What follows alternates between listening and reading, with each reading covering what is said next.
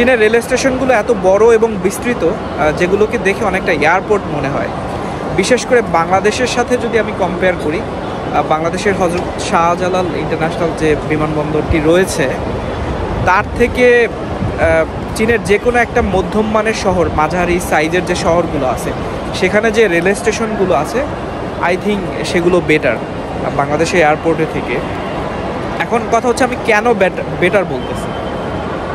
এটা একটা হচ্ছে সাইজগত দিক দিয়ে দেখেন আপনি, এখানের টোটাল যে সাইজটা এটাই কিন্তু না, আরও সাইডে আরও অনেক অংশ আছে। এখন আমি হয়তো সেই জায়গাগুলো দেখাতে পারবো না, যার কারণে এখানে দেখাচ্ছি। আর এখানকার যে সুযোগ সুবিধাগুলো আপনি, এবং একদম ওয়েল ম্যানেজড বলতে আপনি এখানকার বোর্ডিং পাস বলেন, বোর্ডিং পাস বলতে ট্রেনে বোর্ডিং করার যে সিস্টেমটা, তারপর এখানে বিশ্রাম নেওয়ার যে জায়গাটা দেখেন, আমার পেছনে মানুষজন কিন্তু বসে আছে এবং তেমন কোনো মানুষ কিন্তু দাঁড়ানো নাই, এবং প্রত্যেকের হচ্ছে এক একটা গেট নাম্বার থাকে, লাইক বিমানের যেমন থাকে এখানেও সেরকম আছে, এবং যারা এখানকার যাত্রী তারা এখানে এসে বসে, এখান থেকে উঠে যায়। আবার এখানে বিজনেস ক্লাসের জন্য আলাদা অপশন আছে, তারা হচ্ছে আলাদা এখানে বসার সুযোগ পায়। প্রতিটা এক একটা গেটের কাছে আলাদা করে যত সংখ্যক যাত্রী থাকে তত সংখ্যক চেয়ার পাতা থাকে, অনেক সময় তো একটু কম বেশি হয়। আর একটা ব্যাপার সেটা হচ্ছে এখানে যে স্যানিটেশন সিস্টেমটা, অর্থাৎ ওয়াশরুম, তারপর হচ্ছে অন্যান্য যে জিনিসগুলো থাকে, তারপর প্রত্যেকের জন্য হচ্ছে হট ওয়াটারের যে সুযোগটা সেটা রয়েছে এখানে। আর খাবার দাবারের জন্য পর্যাপ্ত হোটেল আছে, যেমন আমি এই যে আমার ওই সাইডটাতে আমি দেখলাম যে ম্যাকডোনাল্ডস আছে, আবার এই সাইডটাতে দেখলাম যে KFC আছে। এগুলো হচ্ছে তো আছেই, এবং পাশাপাশি সব ধরনের যে খাবার, চাইনিজ খাবার, সেই সবগুলো আছে। আমি এখন একদম একটা মাঝখানে দাঁড়িয়ে আছি, আপনার জাস্ট এনভায়রনমেন্টটা একটু দেখেন যে কত সুন্দর এনভায়রনমেন্ট। আর সম্পূর্ণ এরিয়াটা শীতাতপ নিয়ন্ত্রিত। এখানকার যে ওয়াশরুমগুলো, টয়লেটগুলো, সেগুলো আমার কাছে বেশ ভালো লেগেছে, একদম ঝকঝকা, কোনো ধরনের বাজে ঘাম নাই, নিয়মিত কেউ না কেউ এসে পরিষ্কার করছে এটা। তারপর নির্দিষ্ট কিছু জায়গা আছে যেখানে হচ্ছে আপনি মোবাইল চার্জ দিতে পারবেন, তারপর হচ্ছে আপনি সেখানে বসে কম্পিউটার চালাতে পারবেন। কিছু চেয়ার থাকে যেখানে বসে আপনি মাসাজ করতে পারবেন এরকম। আর প্রত্যেক জায়গায় হচ্ছে বড় মনিটর আছে, অর্থাৎ সেই মনিটর আপনি দেখতে পাবেন যে কোন ট্রেন কোন গেটে বা কোন স্টেশনে এসে নামবে, আপনাকে সেখানে পৌঁছাতে হবে বা কখন আসবে। আর কোনো ট্রেন কিন্তু এমন না যে সেইগুলো দেরি করে, অর্থাৎ আপনাকে যদি বলে লাইক 4:15 এক্স্যাক্ট 4:15তেই ট্রেন ছাড়বে, সেই ট্রেন যদি লাইক 30 ঘন্টার জার্নি করেও আসে, এর মধ্যে আপনি 1 মিনিট এদিক ওদিক দেখবেন না। যেমন আমি আমার একটা অভিজ্ঞতার কথা বলি, আমি আজকে 2 দিন ধরে স্টেশনে কাটাচ্ছি, কারণ গতকালকে আমি আনফর্চুনেটলি একটা ট্রেন মিস করছি। আমি 1 মিনিট পর গেছি, মানে আমি এত দৌড়ে ওখানে গেছি, আমার বোধহয় 1 মিনিট দেরি হয়েছে, বাট আমি ট্রেনটা মিস করে ফেলছি। পরে এখানকার যারা টিকিট কাউন্টার থাকে, আমি ওদের সাথে যোগাযোগ করে আবার নতুন একটা হচ্ছে ট্রান্সফার, মানে যেটাকে ট্রানজিট বলে আর কি, সেই ট্রানজিট সহ আমি আবার একটা টিকিট পেলাম। আমাকে কিছু টাকা ব্যাক করছে, লাইক 20%। ওদের সাথে যোগাযোগ করে একটু বলতে হয় আর কি। তখন আমি যে গেটগুলোর কথা বললাম সেইটা হচ্ছে দেখেন, এই যে এইটা হচ্ছে 7B, 6B, 5B, অর্থাৎ প্রতিটা ট্রেন কিন্তু ওখানে এক একটা গেটে এসে দাঁড়ায়। আর সিকিউরিটিটা আমি হয়তো এখন দেখাতে পারবো না, সিকিউরিটিটা অনেকটা বিমানের মতোই, আপনাকে সব কিছু চেক করে একদম ব্যাগ থেকে শুরু করে স্ক্যানারের মধ্যে দিয়ে এখানে নিয়ে আসবে। আশা করি এই যে এনভায়রনমেন্টটা দেখছেন, যে একটা ধারণা পাচ্ছেন। আর আমি পাশাপাশি এখানে আরও কিছু জায়গা দেখাবো, সেটা হচ্ছে ওদিকটাতে যদি যাই সেটা কীভাবে দেখাতে পারি। ভেন্ডিং মেশিনগুলো। আপনি একটা ড্রিঙ্কস কিনবেন, আপনি যদি দোকানে যান, দোকানে কিন্তু দাম অনেক বেশি। মানে আপনি যে ড্রিঙ্কস বাইরে লাইক 4 ইউয়ানে কিনবেন, সেটা এখানে আসলে আপনার 7 or 8 ইউয়ান হয়ে যায় বা 6 ইউয়ান হয়ে যায়। বাট এক্ষেত্রে ভেন্ডিং মেশিনগুলো একটু সাশ্রয়ী। যারা চায়নাতে আসবেন অন্তত ড্রিঙ্কস কেনার ক্ষেত্রে বা কোনো স্ন্যাক্স কেনার ক্ষেত্রে এই যে ভেন্ডিং মেশিনগুলো এখান থেকে এগুলো থেকে কিনবেন, তখন আর মানে এটা এফোর্ড করতে সুবিধা হবে। আমি যে ম্যাকডোনাল্ডসের কথা বলছিলাম,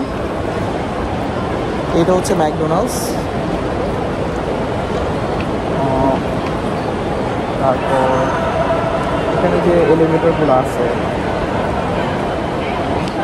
আর এই যে দেখেন গেটগুলো কিন্তু স্বয়ংক্রিয়, অর্থাৎ যখন গেট খুলে যাবে জাস্ট হচ্ছে আইডি কার্ডটা দিবে। ওই আইডি কার্ড, ওদের যে ন্যাশনাল আইডি কার্ড, এটার সাথে পৃথিবীর সব কিছু মানে চায়নার সব কিছু জড়িত।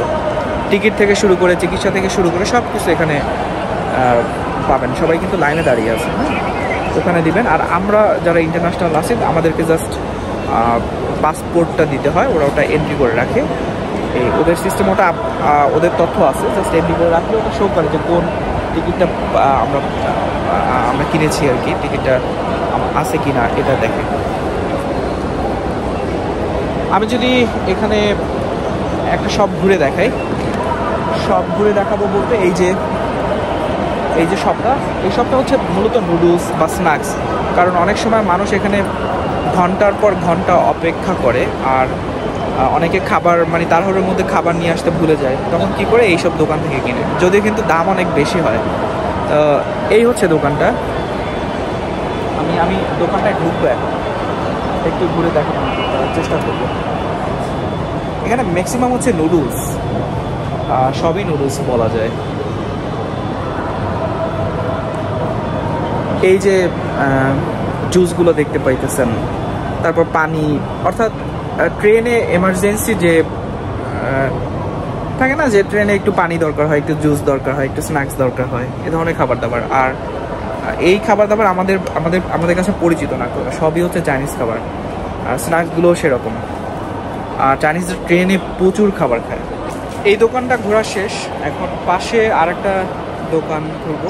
অনেক সময় কিছু সুভিনিয়রের দোকান থাকে যেখান থেকে গিফট কিনতে পারে। এটা বোধহয় হচ্ছে চাইনিজ ট্র্যাডিশনাল মেডিসিনের কোনো একটা store, but I don't know exactly. বলতে পারবো না। এটা হচ্ছে ওষুধের দোকান, লাইক ড্রাগস, ওষুধের দোকান। It's like Chinese traditional medicine আর এরকম কোনো কিছু একটা হবে। এটা আসলে ঘুরে কি দেখবো, এই ওষুধপত্র আর কি। আর এছাড়া এখানে আরেকটা দোকান আছে, আর সেটা বন্ধ এখন। আমি যে বলছিলাম যে সুভেনিয়র টাইপের যে দোকানগুলো, সেটা একটা পাইছি। তো এই হচ্ছে সেটা। কেন কেন হ্যাঁ What's your name? What's your你叫什么名字？你叫什么名字？我叫什么名字啊？叫小迪。Okay. 谢谢。So এই যে দোকানটা, আমি যদি এখানকার যদি দোকানটা একটু ঘুরে দেখাই, খেলনা টেলনা বাচ্চাদের জন্য, বা একজন ট্রাভেল করতেছে যে ছোট্ট একটা গিফট নিয়ে গেল, সেই ধরনের দোকানপাট। এই দোকানটা সেরকম, বেশ অনেকগুলো ধরনের এই যে রোবট টোবট দেখতে পাচ্ছি। দামও অনেক বেশি, আই থিঙ্ক বাইরে এত দাম হওয়ার কথা না। তারপর এই যে কিছু গাড়ি দেখা যাচ্ছে, লাইক 360 ডিগ্রি। তারপর এখানে কিছু সায়েন্স কিট দেখা যাচ্ছে। আর সায়েন্স কিট বলতে এই যে মাইক্রোস্কোপ, তারপর অন্যান্য যে জিনিসগুলো আছে। তারপর আরও অনেক কিছুই আছে এখানে মোটামুটি।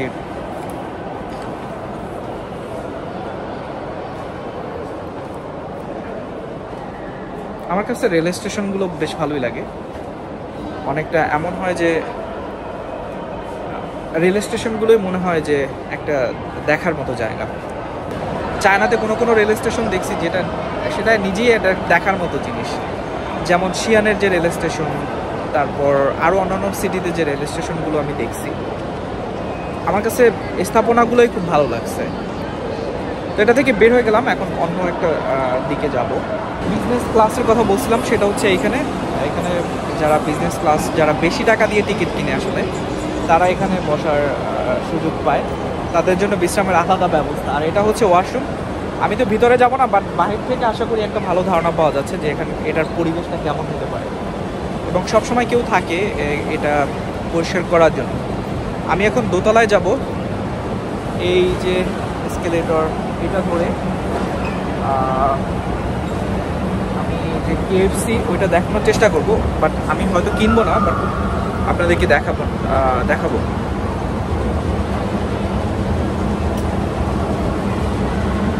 এখান থেকে খুব একটা ভালো ভিউ আসতেছে।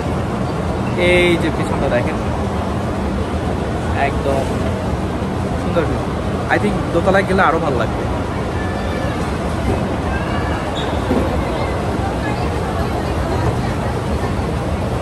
এই যে উপরে সাধারণত একটু ভারী খাবার, নিচটাতে দেখলাম যে স্ন্যাক্স টাইপের খাবার টাবার।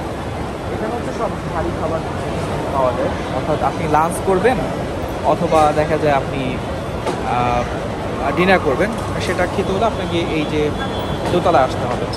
আর ফাঁকে একটা কথা বলে রাখি, এই যে স্টেশনটা, এই স্টেশনটার নাম হচ্ছে, আমি আপনাদেরকে টিকিট দেখে বলবো, কারণ আমি নামটা ভুলে গেছি। এটার নাম হচ্ছে, এই যে আমার কাছে হাতে টিকিট, এটার নাম হচ্ছে শিজিয়া ঝুয়াং। এটা কোন প্রদেশের মধ্যে আছে আমি জানি না, কারণ আমি টিকিট মিস করার কারণে এটা আসলে গুরুত্ব দিই না। আমার টিকিট দরকার ছিল, আমি জাস্ট ওটা করে নিয়ে আসছি। আমি KFC-তে চলে আসছি। এই হচ্ছে KFC। আমার আসলে পেট ভরা, কারণ আমি চাচ্ছিলাম না যে ভিডিও করব, আমার খুব টায়ার্ড ছিলাম। পরে মনে হলো যে ভিডিওটা করি। তো এখানে KFC যারা পছন্দ করে, এখানে আসলে KFC খাবার দাবার পাবেন। আর কফি শপ আছে, অনেকগুলো কফি শপ আছে এর আশেপাশে। ওই সেটটাতে কফি শপ আছে, ম্যাকডোনাল্ডটা ওই পাশে। সো ওই সেটটাতে আর দেখাবো কি, বাট আমি যদি এখান থেকে দেখাই, এই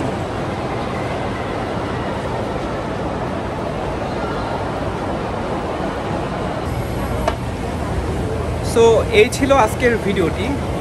আমি দেখানোর চেষ্টা করছিলাম যে এখানকার যে রেল স্টেশনটা ঠিক ভিতরের এনভায়রনমেন্টটা কীরকম হয়, কারণ আমি বাইরে যাওয়ার সুযোগ পাই না। আর এখন বাইরে গেলে আমাকে ব্যাগপত্র নিয়ে সব যেতে হবে, আবার স্ক্যান করে ঢুকতে হবে, সেই জন্য আমি ওটা স্কিপ করে গেছি।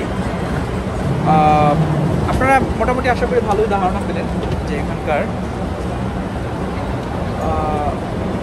রেল স্টেশন দেখতে কেমন হয় এবং সুযোগ সুবিধাগুলো কীরকম। আর আমার ভিডিও যাদের ভালো লাগছে, আমি ভিডিওগুলো একটু স্বতঃস্ফূর্তভাবে বানানোর চেষ্টা করতেছি। খুব রং চঙা না, খুব এডিটিং না, আমার কাছে একটু ঝামেলা মনে হয়। আমি নিজেও মেন্টালি ডিস্টার্ব। সো যেভাবে পারতেছি বানাইতেছি আর কি। আপনাদের যদি ভালো লাগে, মানে অথেন্টিক মনে হয়, তো অবশ্যই পরিচিতদের সাথে শেয়ার করবেন। এবং এটাই, লাইক কমেন্ট করবেন আর কি। ভালো থাকেন, সুস্থ থাকেন, সবার জন্য শুভকামনা। আমি এই জায়গাটায় বসছি, এইখানে বসে আবার বিশ্রাম নিব এখন। Bye bye.